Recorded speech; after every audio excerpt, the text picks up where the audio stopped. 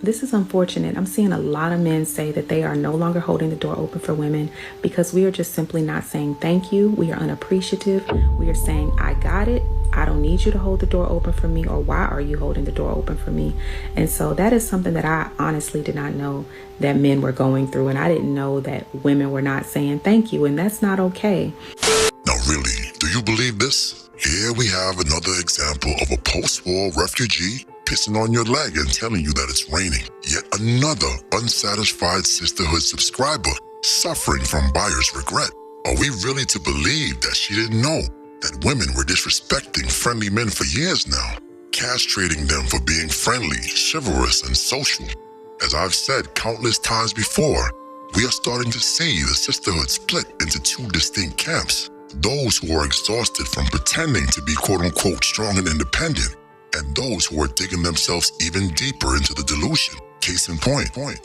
One thing I really want men to know is when you're dealing with somebody who is hyper independent or just independent in general, we're not cutting you off because of another man. We're cutting you off because you're not the right man. So don't ever think that you lost to somebody, baby. You lost to me. You lost to me. You lost me. You really lost me. Let's get into it. You lost me, sir. The deeper they dig themselves into this hole, the more blind they become to their surroundings. Society has made one thing perfectly clear. We're no longer catering to the so-called hyper-independent woman. The whole masculine woman act is running out of steam. Yeah, I said it. But he's talking about, excuse me, can you turn the light down on your phone? I said, excuse me. I said, don't tell me what to do with my phone. But the thing now is I said, don't tell me what to do with my phone. Okay. These kids, they can't worry about yourself. But what you're doing here now means you need to leave. No, I paid to be here. What you mean? What do you mean? I can answer a text on my phone. You are walking through this whole auditorium, disrupting. What you mean? He disrupted too.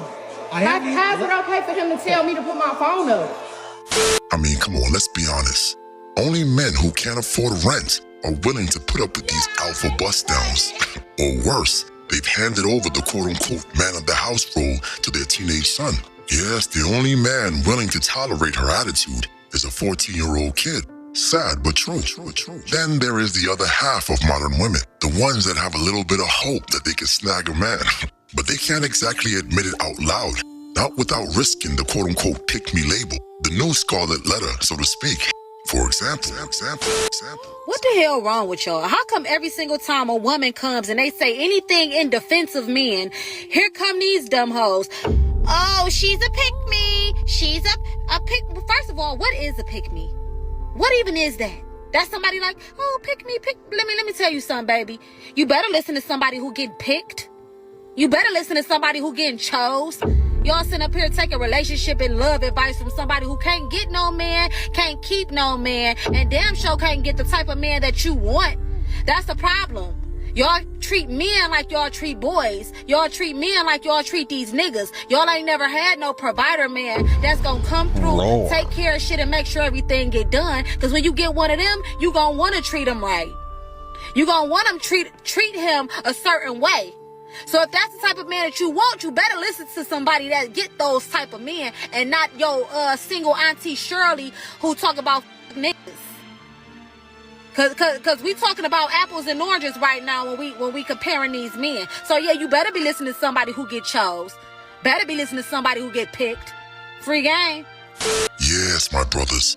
Because of your discipline, indifference, and passport escapades, the evil sisterhood has lost their greatest weapon of leverage. We are no longer slaves to sex. The high body count sister can't just barter out her body for your allegiance anymore. In fact, the only time men contact these women nowadays is to tell them to assume the position. You know, I really don't think we fully grasp how serious this shift truly is. I mean, do you understand? Many men have reduced women to nothing more than orifices for sex. That's why chivalry and courtship no longer register in their brains. The damage is done, and modern women are gonna have to fix their reputation or continue to be bust down baddies, I guess. What happened to the guys that are like, let me come pick you up and let's go to dinner so I can get to know you, not let me come over so I can get to know your coochie? What the hell is Brian? When did it become so normal to ask a girl to come over to your house on a first date? Or a second, or a third, or a fourth? I don't even know you yet. Now look, if you watch closely, you'll see a slow avalanche forming right before our eyes. A backlash against all the witches and idols who preach lies, cheating, and stealing their way into a husband. Shira7 been on live for 3 hours, and it's almost 2,000 people in the chat literally sending her money, like $4, $5, just to ask a question about dating. I'm on my lunch break and I'm like, let me find something to watch while I sit here and eat. And it popped up that she was live, and I cannot believe what's happening here. No, I mean literally. Shira is actually a self-proclaimed witch. I mean, go do your research. Hey, look, I warn you guys about those Erykah Badu witches. Like, if you want to ignore it, it's up to you. Side note, look, if you go into her house and see the Eye of Horus, some hairy underarms, or some green sapphire, it's time to make a run for it. Matter of fact, she probably already pissed in your drink. But hey, that's a topic for another video.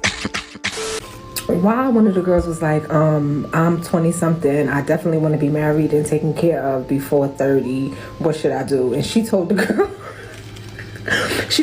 either find a guy that's 10 times uglier than her. Number 2, somebody that needs a green card because they'll marry you fast. Or a man that's like 50 or above that's looking to settle down like right now. And she was like, make sure you look right.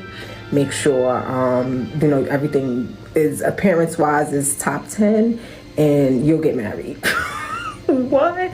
I want to know in the comments, if you are a follower of Shira7, have you followed any of her advice? I need to hear, is this stuff working? Yes, we've gone from know your worth, never settle, and you deserve better, to find the ugly man, find the guy who needs a green card, or settle for someone that's 30 years older. Look, these are fascinating times. This entire shift comes down to you just having a little bit of standards. An ounce of discipline. After all the years of feminist propaganda, it's clear who truly controls the sexual marketplace. It's clearly not modern women. The sisterhood will do what they were put on this earth to do, and that is follow. Now we will sit back and watch the detractors of the bitter sisterhood scramble to fix their sullied reputation, telling her sisters to cover those double bellies, fix their attitudes, and most importantly, respect the parents. I pull right up. Golden Corral, you know what I'm here for. Open them doors. And I brought a whole table full of reinforcement. We here for them Hennessy margaritas. Henny at Golden Corral. Me and a few old school buffet plate makers had to pull up and give y'all real review. And if you dancing when you eating, clearly, I like. Y'all, the confidence, okay, I'm not knocking anybody, but do what you want. It's on you. But let me tell y'all something. Them polar bear stomachs and crop tops, knock it off. I'm so serious. I find it quite funny and amusing when women in America, like myself, I am an American woman, complain about how hard we have it. I can assure you, as someone who travels and lives internationally, it is worse everywhere else. The final seal will break when they start doing the body count accounting. In other words, when shame returns to lewd behavior. But maybe that's giving them a little bit too much credit. It is unfortunate to see that women are not saying thank you from what the men are saying, and that this is the reason why men are no longer holding the door open for us. Yes, my brothers, stay the course. Ignore these loud, abrasive, non-feminine women. We must work together to restore the bar and cast out these yeast-infested succubus. But once again, I've probably said too much. But wait a minute. You didn't smash the bell and press the like button. Blasphemy. And although you will never be worthy of a monarch such as myself, Lord Destro would suggest that you poor fools at least give oligarchy a try. So me, Lord Destro.